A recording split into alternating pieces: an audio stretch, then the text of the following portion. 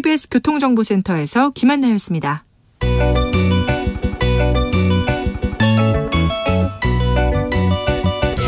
한층 날카롭다, 한결 정확하다, 한편 세심하다.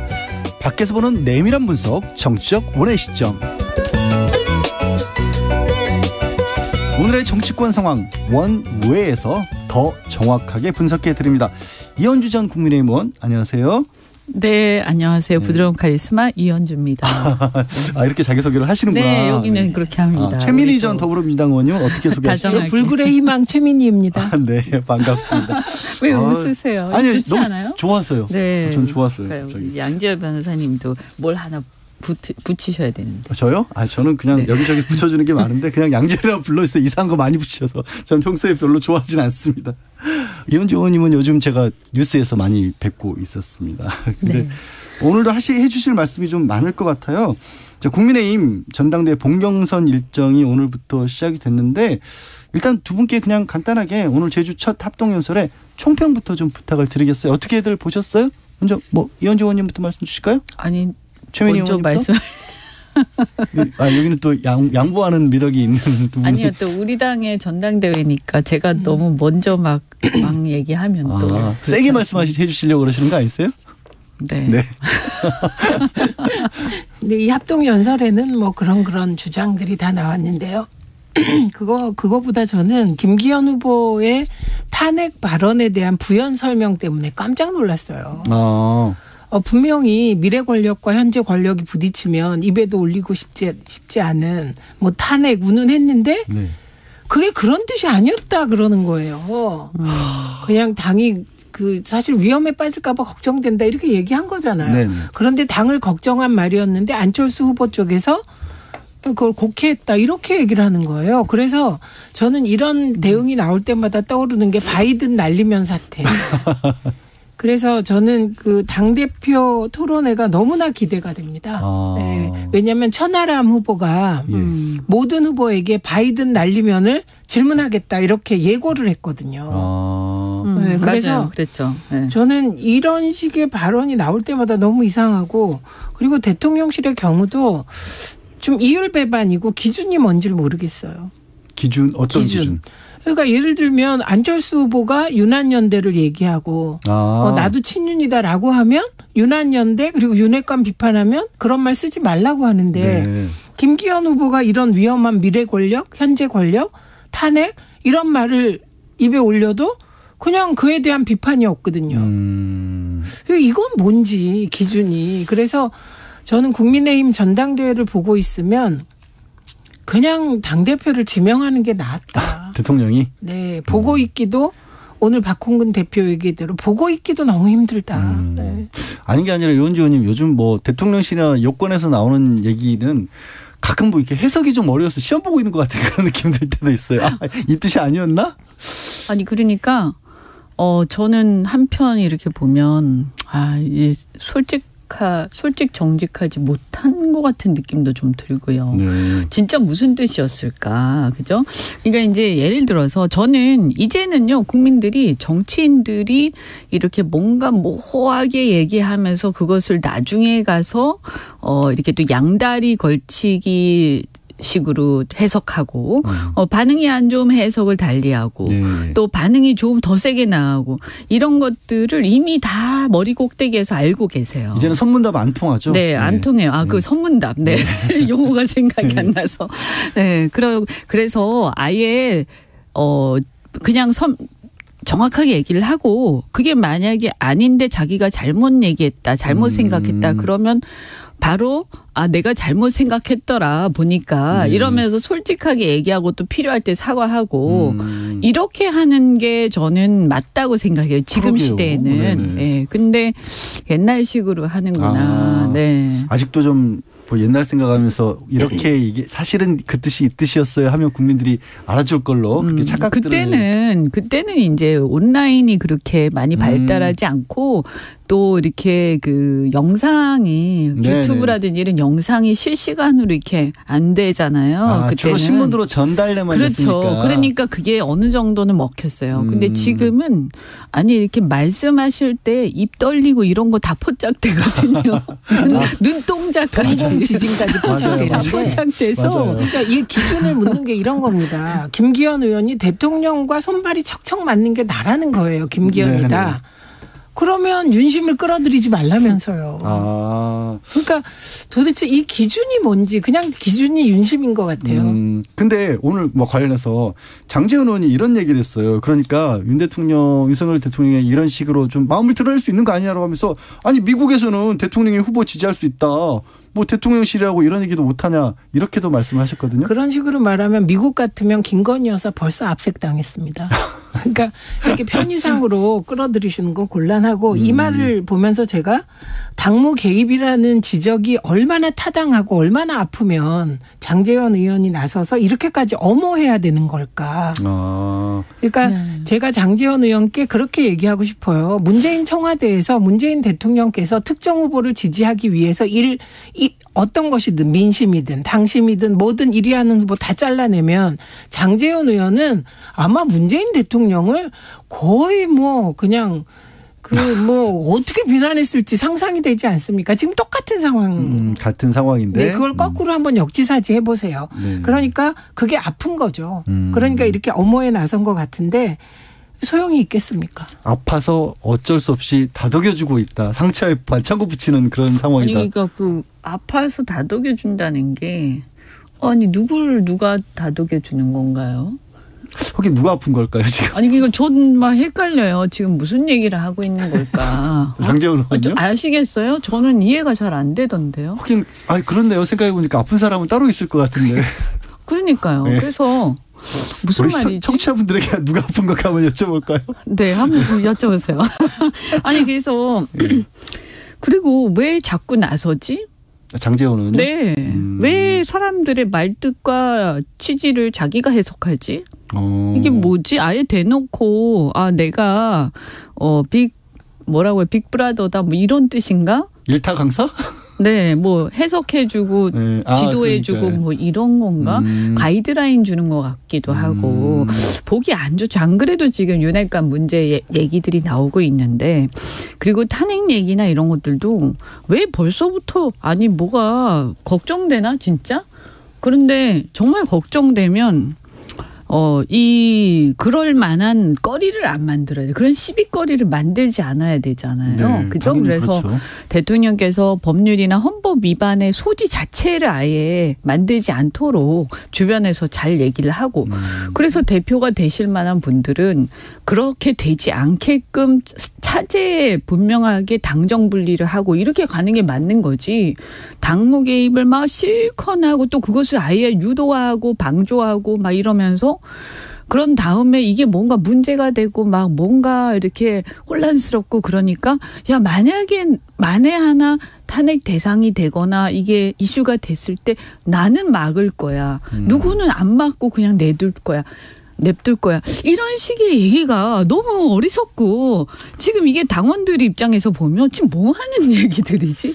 그러게요. 국민의힘 이번에 이제 당원들 100% 투표하는데 당원들이 되게 당황스러울 것 같아요. 그렇죠. 아니 그거를 차제에 그런 상황 자체를 만들지 않도록 제대로 가도록 옆에서 이렇게 해야 되는데 그게 아니라 그런 상황을 만들어도 나는 무조건 그것을 막겠다 이런 얘기하고 있는 거잖아요. 아픈 사람 나왔네요. 당원들이 아픈가 보네요. 그러면. 그래서 이 정치를 하면서 가장 하지 말아야 될 게 이제 당원들이 어떻게 해야 되지? 이렇게 당황하지 않게 만드는 거예요. 근데 지금 윤석열 정부 이후에 국민들과 보수건 뭐 진보건 다들 좀 불안하고 당혹해하는 그런 거고 그런데 장제원 의원이 실드 치고 싶은 건 윤석열 대통령뿐이죠. 왜냐하면 윤핵관들께서는 오직 모든 초점이 윤심 관리에만 맞춰져 있다고 생각이 들어요. 그래서 이게 완전히 핀트가 안 맞는 그런 상황입니다. 자, 그래서 이런 상황에 대해서 변화를 좀 내가 바꿔보겠다 이런 식으로 친이준석계 후보들이네요. 친이준석계 이렇게 표현을 하기도 하겠네요. 각 후보 이름에 산자씩을 따서 천하용인 이렇게 본인들을 소개를 했다고 하네요. 전당대회 과정에서부터 변화의 바람을 이끌겠다는 포부인데 이런 친이계 후보들의 행보는 뭐 어떻게 좀 효과가 있을까 내지는 뭐 그래도 바람직하다고 봐야겠죠, 이현주 의원님? 뭐 어떻든 간에 저는 그래도 이렇게 정확하게 직설적으로 지금의 어떤 당무 개입 상황이라든지 당의 어떤 상황에 대해서 제대로 비판하는 후보는 4명 중에서 천하람 후보밖에 없지 않습니까? 그죠? 네, 그러니까 그래도 저는 그 용기가 굉장히 훌륭하다라고 생각을 하고, 이렇게 젊은 사람들이 이렇게 바른 소리를 하고 이렇게 할 수 있는, 그런 당이 돼야 된다. 이렇게 생각을 합니다. 근데 이게 이제 구도가, 사자잖아요. 그리고 이제 나중에 결선 투표, 만약에 과반이 안 되면 결선 투표를 가게 되고, 그러다 보니까 이게 구도가 이렇게 되니까 어떤 면에서는 안철수 후보하고 천하람 후보하고 이렇게 약간 이 개혁적인 어떤 그런 표가 조금 갈리는 느낌이 좀 있거든요. 두 분이 결합할 가능성은 별로 없고. 네, 그거는 좀 성격상 지금 그럴 것 같지는 않고요. 그래서 그런데 이제 사실은 또 안철수 후보는 본인의 표는 반윤 성향의 당원들, 또 비판적 당원들한테 상당히 받으면서도 또 친윤이라고 하고 계시잖아요. 그래서 이런 부분들에 대해서 명확하게 본인의 포지션을 밝히셔야 되지 않을까. 사람들이 표심을 정할 수 있도록. 근데 안철수 후보는 단일화의 명수잖아요. 단일화하거나 철수하거나 뭐 이런 이미지가 있는데 아마 단일화를 하면 김기현 후보하고 해야 되겠죠. 왜냐하면 친윤으로서 정체성이 같고. 이런 상황에서 그렇게 단일화가 될까요? 그러니까 한다면. 네, 근데 스탠스로 보면 천하람 후보하고 할 가능성은 제로로 보여요. 왜냐하면 천하람 후보 스탠스는 반윤핵관인 것 같거든요. 그리고 이준석 대표는 뭐 자타공인 반윤이던데요. 그러니까 지향을 보면 원래는 안철수 천하람 단일화로 김기현에 맞서야 되는 거죠. 보통은. 근데 그런 일반적인 정치 상식이 통할 것 같지가 않고, 그다음에 저는 이번에 컷오프 결과에 대해서 컷오프 결과가 신선하잖아요. 최고위원회에서도 이준석계가 많이 살아남았잖아요. 그런데 칭찬하고 싶은 건 컷오프 규칙입니다. 국민의힘. 컷오프를 만약에 민주당처럼 중앙위원 국회의원과 자리 한 자리씩 하는 사람들. 그랬으면 기득권 순서로 시의원 이렇게 시장 이렇게 했으면 이런 결과가 안 나오죠. 친윤이 대거 컷오프에서 이제 살았을 텐데, 이게 이 당은 6천 명의 권리 당원을 임의로 추출해서 컷오프를 하기 때문에 이런 재기발랄한 결과가 나온 것 같아요. 약간은 민심의 어떤 동향하고 유사한 결과가 나왔다고 보는 거죠. 근데 그 두 분 이제 황교안 후보 얘기는 아무도 안 해주세요? 황교안 후보. 이현주 의원님이 먼저. 글쎄 이제 황교안 후보 같은 경우에는 많은 분들이 나중에 그러니까 어쨌든 지금 3등 아니면 4등 하실 거잖아요. 객관적으로 이렇게 얘기하면 안 되나? 그런데 그럴 가능성이 객관적으로 그렇잖아요. 제가 어떤 호불호의 문제가 그렇죠. 아니라 지금까지 이제 조사 같은 현재 나온 스코어를 보면. 그러면 어쨌든 결선 가실 가능성은 좀 떨어진다. 그랬을 때 이분 같은 경우에는 어쨌든 결선에 천하람 후보가 갈지 안철수 후보가 갈지 모르지만 현재 상황 말씀하시는 톤을 보면 김기현 후보 손을 들어줄 가능성이 많은 거죠. 그랬기 때문에 이것을 감안했을 때 아까 말씀드린 것처럼 두 후보의 어떤 약간 이렇게 좀 구도 이런 게 좀 애매하고, 그래서 사실은 어떤 그 상황 속에서 이 역학관계 때문에 후보 간의 역학관계 때문에 사실 굉장히 이제 이렇게 굉장히 혁신적인 결과가 나오기는 현실적으로는 좀 어렵지 않나 이런 이제 걱정을 하죠. 근데 이게 말씀하신 것처럼 황교안 후보가 전체적으로 봤을 때 이렇게 힘을 크게 보이고 계시는 않지만 조금 전에 기사가 이런 게 떴어요. 전당대회 후원금 1위는 황교안 후보다. 1억 5천만 원 한도를 채웠다. 다른 분들은 아직은 못 채우셨나 봐요. 그다음에 김기현, 이제 천하람, 안철수 순서로 나오고 있다라는데 그러면 이제 황교안 후보가 어쨌든 강하게 조직력이 있다고 해야 될까요? 지지하는 분들이 단단한 것만은 사실이잖아요. 예, 이건 무슨 얘기냐면 만약에 미국 같으면 이거야말로 후원금 가장 많이 모은 사람이 영향력이 있고 그렇죠. 보통. 미국은. 그런데 우리나라는 그렇지가 않습니다. 특히 제가 이렇게 한 발 떨어져서 보는 보수 쪽에 왜 황교안 후보가 소위 후원회가 다 찼냐. 그건 태극기의 동력이 그쪽으로 몰려가서 그런 거예요. 알겠어요. 그러니까 지금 이런 게 있어요. 그 컷오프하는 과정에서 사실은 뭐 강신업 변호사라든가 또 그 유튜브 유튜버들이 다 컷오프 돼 버렸잖아요. 근데 이 컷오프 사유가 그렇게 명확하지가 않아요. 사실은 뭐 저는 그분들을 지지하고 안 하고를 떠나서 사실 이렇게 하는 것도 좀 문제다 이렇게 생각하거든요. 그러다 보니까 이분들 그러니까 어떻게 보면 기득권이 없는 분들이죠. 또 당내에서는.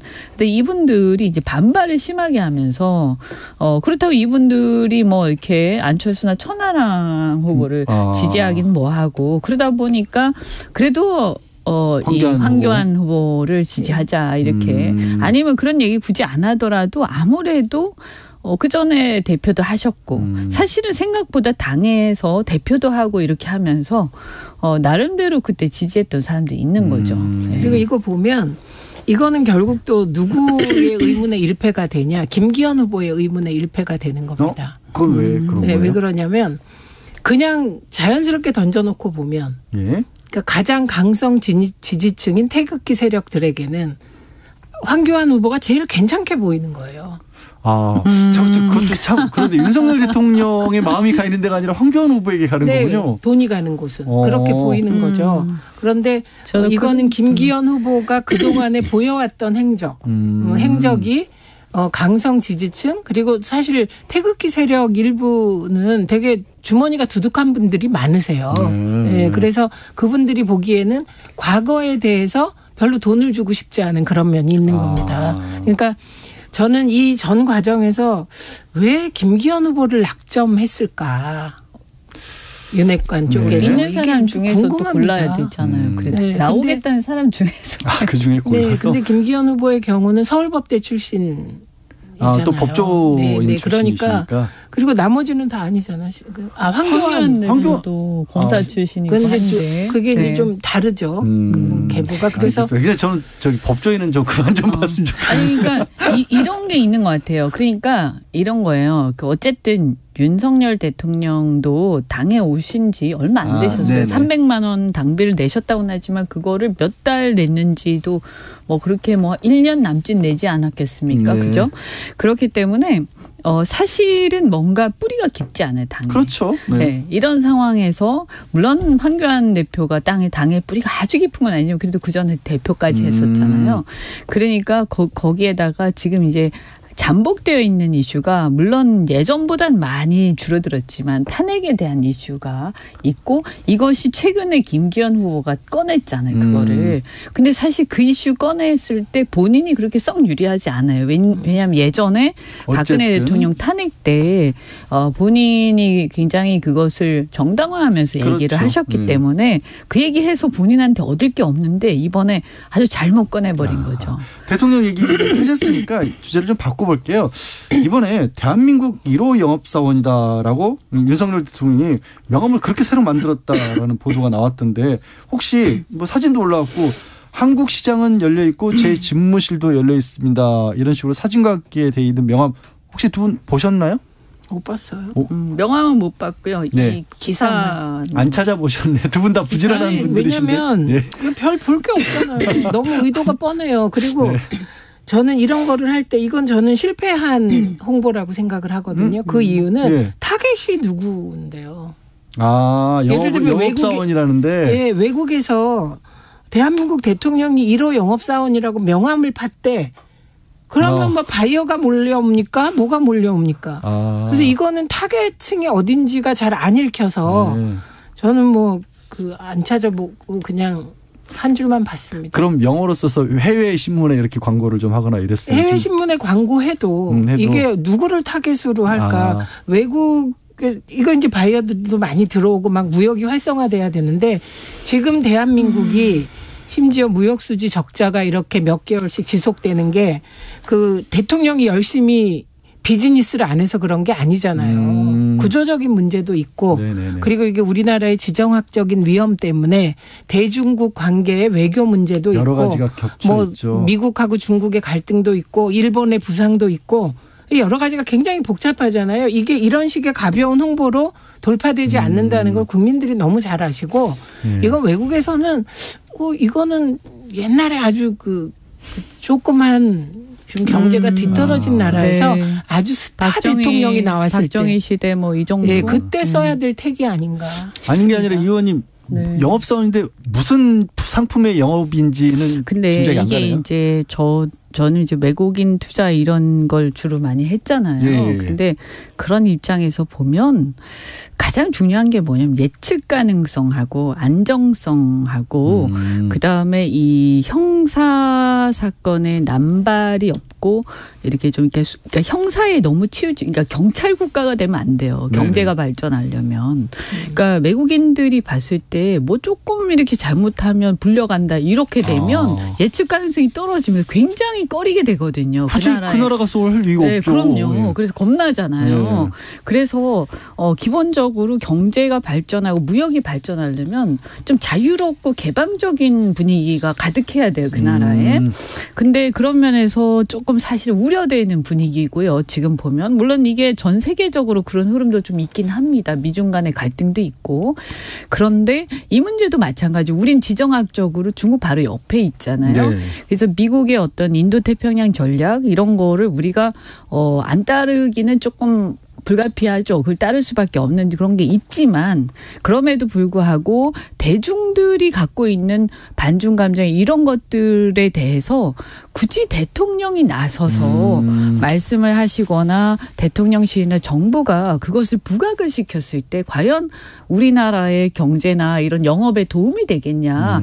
그래서 저는 이런 이 명함을 만드시기보다는 그 부분에 대해서 우리가 생존하기 위해서 우리가 어쨌든 다른 나라들에 대해서 실질적으로 전략적으로 우리가 영악하게 하더라도 굉장히 우리는 개방적이고 우호적 표정을 갖자.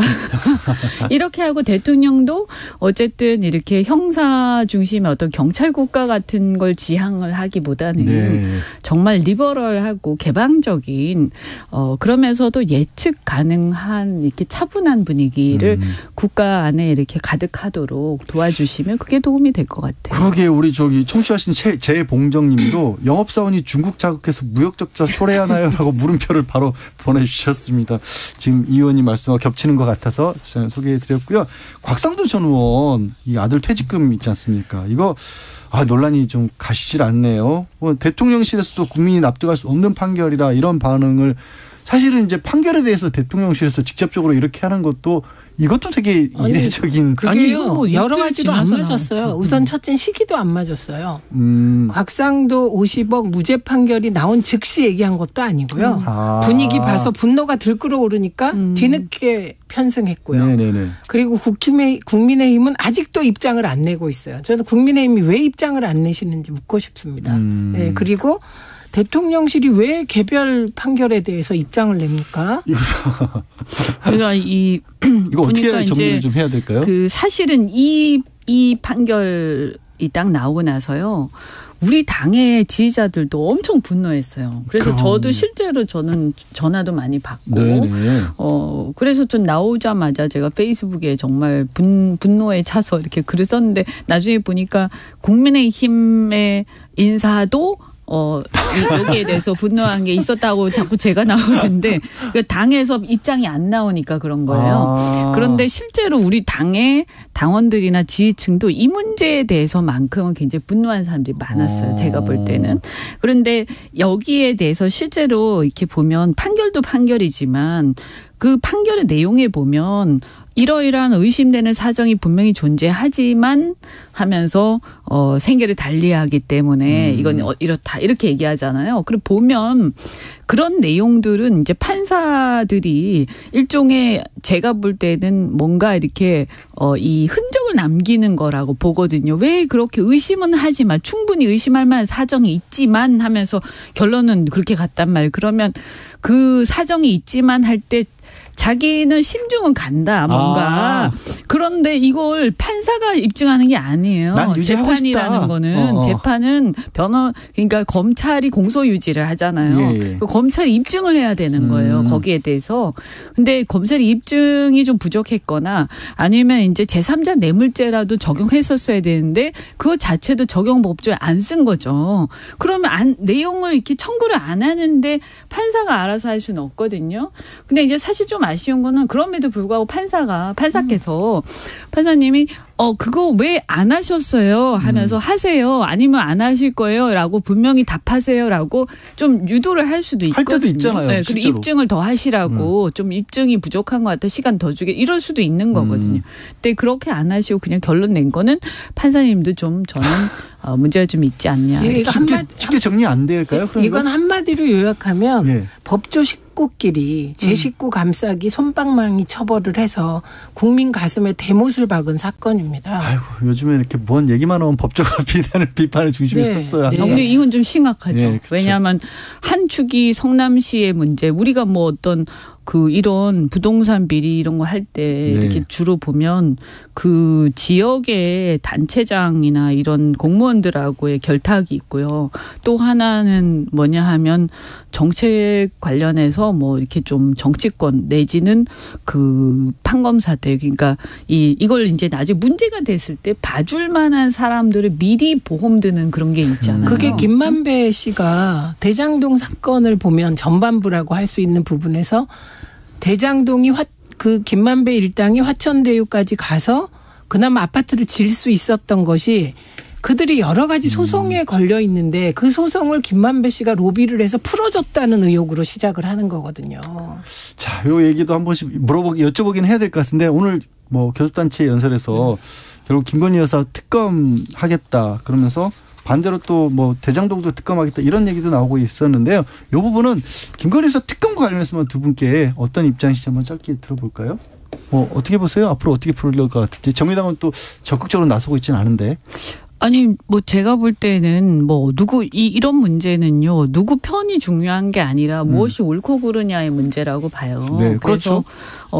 우리가 항상 빠지기 쉬운 함정이 너 누구 편이야 이거부터 물어보는 거예요. 이게 옳고 그른 거. 그러니까 만약에 입장을 바꿔서 그렇게 됐다면 어떻게 할래? 이렇게 물어봐야 되는 거거든요. 그래서 어쨌든 대통령 부인이든 뭐 아니면 뭐 박영수 특검이든 뭐 누구든 간에 야당뿐만이 아니라 저는 공정하게 적용해야 된다. 사법 정의는. 근데 다만 현실적으로 봤을 때 정의당이 찬성 안 하지 않습니까? 그럼 일단 찬성하는 대장동 특검 이거는 먼저 해야 되고요. 네. 그다음에 이제 이렇게 보면 대통령과 대통령 주변에 대한 수사나 이런 것들은요. 제가 이렇게 저는 뭐 아주 오래 정치한 건 아니지만 결국 만약에 그것이 진짜 문제가 있다면 진실이 만약에 그러하다면 결국에는 권력은 유한하거든요. 네. 그래서 언젠가는 하게 돼 있습니다. 최민희 의원님 말씀을 드려야 되는데 시간이 다 돼가지고. 그러니까 이거 김건희 여사에 대한 수사는 김건희 여사가 형사 불소추권이 없어요. 그렇기 그렇죠, 때문에 당연히. 윤석열 대통령 윤석열 검찰의 공정 불공정을 가르는 최대 잣대가 될 것이다. 알겠습니다. 이렇게 봅니다. 네, 지금까지 이현주 전 의원 그리고 최민희 전 의원과 함께했습니다. 고맙습니다, 두 분. 고맙습니다. 네, 고맙습니다. 저는 잠시 후 2부에서 더불어민주당 김남국 의원과 함께 이재명 대표 수사 얘기, 민주당 추진 또 김건희 특검 얘기 더 자세히 짚어보겠습니다.